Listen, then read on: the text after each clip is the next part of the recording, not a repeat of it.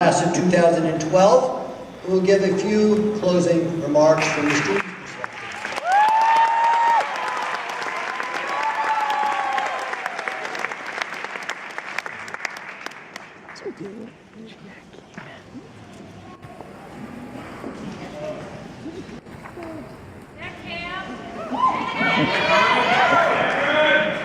Good morning, everyone.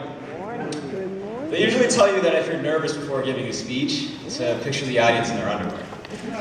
After 4 years in the hospital, seeing people in their underwear is not such a big deal anymore.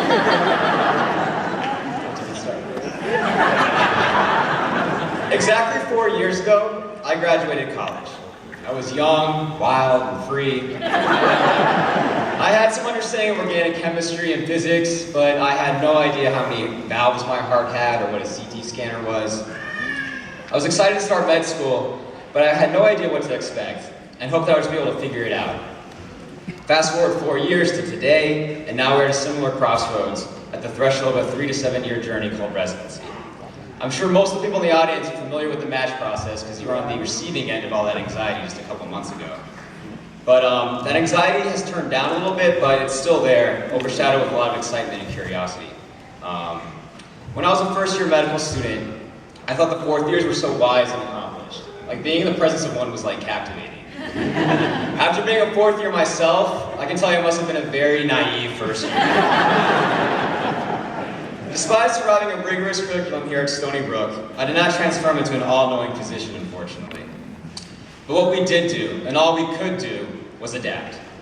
Somewhere in between anatomy, the joy of mega exams, clinic, the wards, the OR, and getting brooked, we became doctors. It wasn't just the countless facts we learned, at least I hope not, because I've forgotten most of that. It's the process of acquiring those facts, acquiring the information, and applying that to the patients that we take care of. Stony Brook has given us the tools to do this, now designated by these hoods that we now wear. Every time we reach our comfort zone as med students, something always seems to change, so we adapt. When the HSC escalators mysteriously disappear, without warning, we take the stairs. When ants appear in your no-service coffee in the lounge, we go to Starbucks. When Lana tells us we can't eat in the panic rooms, we wait till she's gone. Love you, Lana. We go from high school to college to med school, and residency, all the while adapting to each challenge ahead of us. And the world we live in ourselves is also a challenge. Currently, there are many forces working against intellectual curiosity and also acquiring the knowledge and the ability to help our sick patients. Wars are expensive, budget cuts are threatening our training programs, healthcare reform is still in flux, and who knows when or what will happen. But with so many questions, it's easy to forget the one most important thing that's always remained constant: the interactions with our patients. They come to us sick and vulnerable, and they trust you, blindly, a stranger with 2 letters after your name, with their lives. No other profession has that kind of responsibility or privilege to heal suffering. We have to remember this, so when we finally adapt to all the unknown that does lie ahead of us in residency and beyond, we honor the oath we took 4 years ago and today.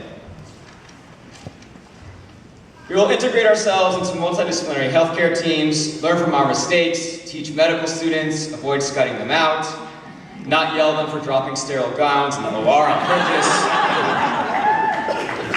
ask for help, empathize with our patients, and see them get better.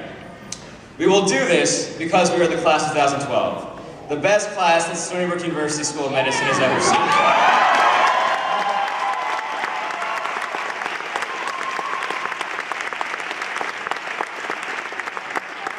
Also because we need to pay back our student loans. First, I want to thank the families. I was dreading moving back to my parents' house after 4 years on my own. But now I'm dreading having to perform any ADL on my own next month. Our families have been instrumental in our successes thus far, and have always been right there to pick us up when we stumble. Thank you for always believing in us. We love you.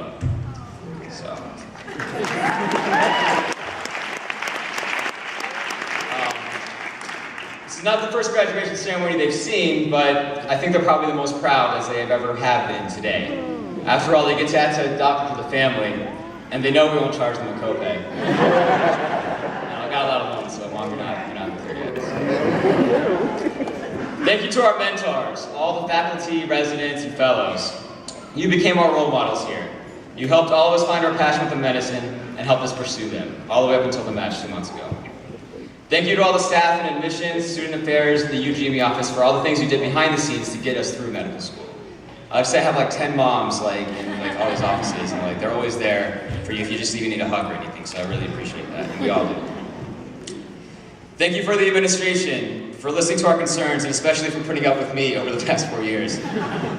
Thank you for ensuring a successful reaccreditation last year for our medical school, because the speech would be super awkward if we were on probation right now. I'm also glad to see the curriculum here at Stony Brook evolving, and I'm hopeful that the trajectory of change that we saw as students will continue even after we graduate. Lastly, and most importantly, I want to thank all my fellow classmates for reading all those boring emails I sent over the past 4 years. You guys truly made my experience here unforgettable. I love you guys. This stage here is filled with the most diverse, intelligent, and talented group of people I've ever met. It's only a matter of time before we start bouncing referrals off each other.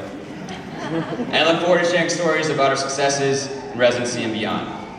As we graduate Stony Brook, our training here will be the glue that keeps us together for the rest of our lives, and give us the tools to adapt to whatever the future throws at us. 123 strangers that met 4 years ago as classmates are graduating today as colleagues. We did it. Congratulations to the graduating class of 2012.